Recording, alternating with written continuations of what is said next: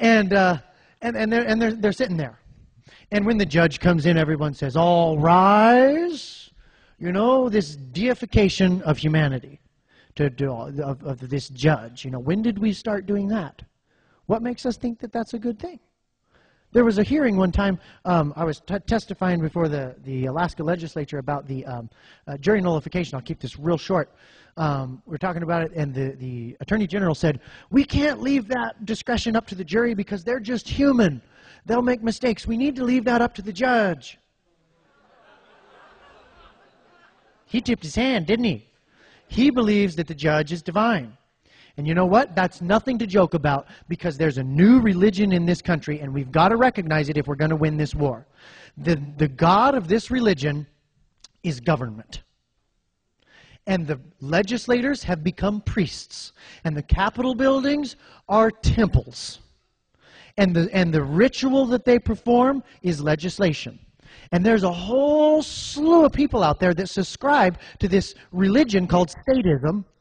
And they really, truly believe, sincerely in their heart, that if the priests can apply the right combination of rituals in those temples, that any problem that is before us can be solved by this God. They can make you healthy, wealthy, and wise. You know, they can raise your kids, make your kids turn out good. They can make sure that you don't get sick. They can make sure that you are prosperous. They can change the weather. Think about it. Think about it.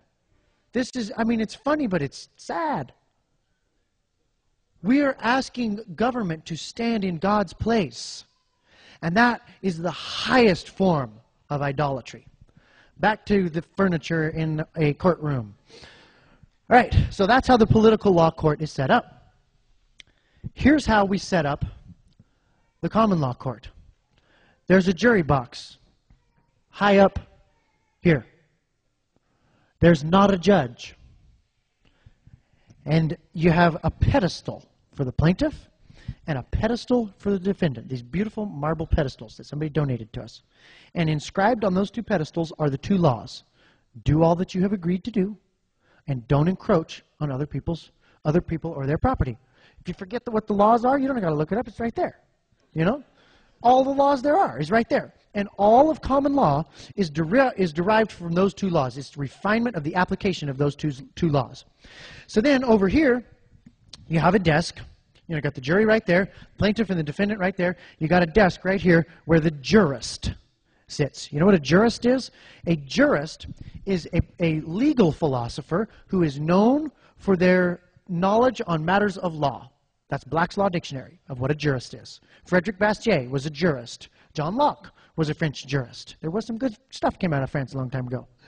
And so the jurist sits here, and the job of the jurist is to be an informational resource to the plaintiff, to the defendant, and to the jury when asked or whenever it's necessary. And then over here on this other side, you've got a recorder, a secretary that types everything down. That's how the common law court works. And it operates at roughly $180 an hour, depending on what the price of silver is. Because we pay the jurors 1 ounce of silver an hour, we pay the jurist 2 ounces of silver an hour, and we pay the recorder 1 ounce of silver an hour. And here's how it works. You go before the jury if somebody's got a dispute with somebody else. And we didn't ask for any sort of government blessing on this. This has been the natural state of man. And if you look throughout all of history, everybody from the Papuanas in New Guinea to the German War Guild to the Roman merchants after the fall of the Roman Empire to the Irish common law to the Old English common law in the 12th century to the Old West to the Founding Fathers, it's all common law. That's why they call it common, is because it has been the natural way that people organize themselves throughout all of human history. It's just as natural as a man and a woman falling in love and building a life together. You don't have to be taught to do that. It just happens. You know, it just makes sense, and everybody does it all over the whole country and all over the whole world.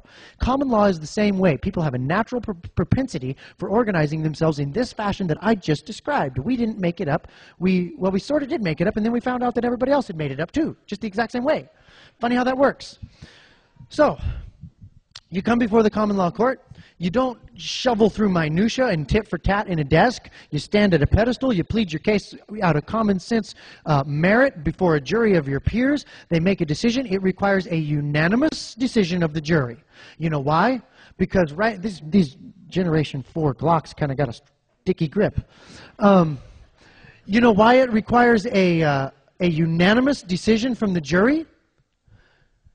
Because right and wrong are not a matter of opinion to be decided by a majority. It assumes that right and wrong is knowable, that it is attainable, and that if a jury will apply themselves with diligence to seek out what is right and wrong in this case, that there can be a unanimous consensus because it is an objective, discoverable, knowable, definable, attainable truth. Random, out of the phone book. And we send people out there with, well, I'll get to it. It's coming around. Okay. So that's how the jury functions. It requires a unanimous vote for guilty or not guilty. Now, here's the way common law works. It is all based on restitution and setting things right. There's not this concept that if you did wrong by somebody, now you've got a debt to society. I don't even think society was there when it happened, you know? So you got this debt to society. So the lady that, you broke into her house, robbed her stuff, broke it all up, these punk kids that did it or whatever, they say, in a political law court, they'd say, now you got a debt to society. So you're going to go to juvenile jail. You're going to get to marinate with some real gems in there for the duration of your sentence. You'll come out a better man. Sure, it's like a criminal convention, in there, in jail. All they got to do is sit around and talk about how to do more bad stuff. So they put him in jail. They tell the lady, well, you're SOL on the damages done to your house there, and we're going to double tap you for the taxes to keep these kids in jail, and probation officers and all this stuff.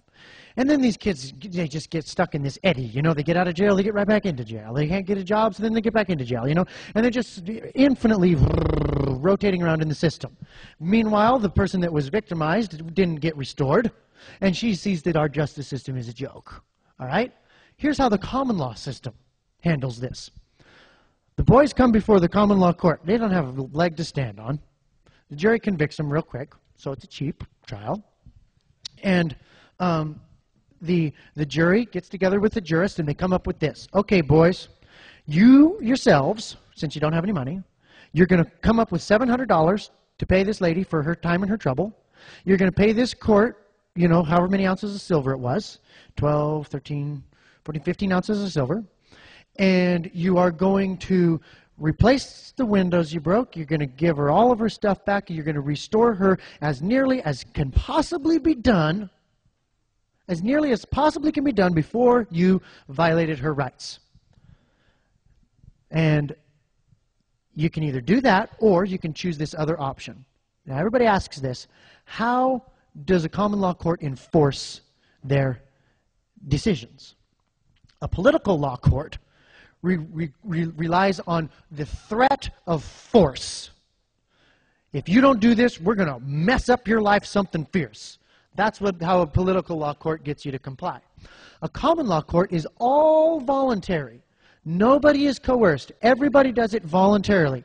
Here's the way it works. The only way you can enforce your rulings in a common law court is outlawry.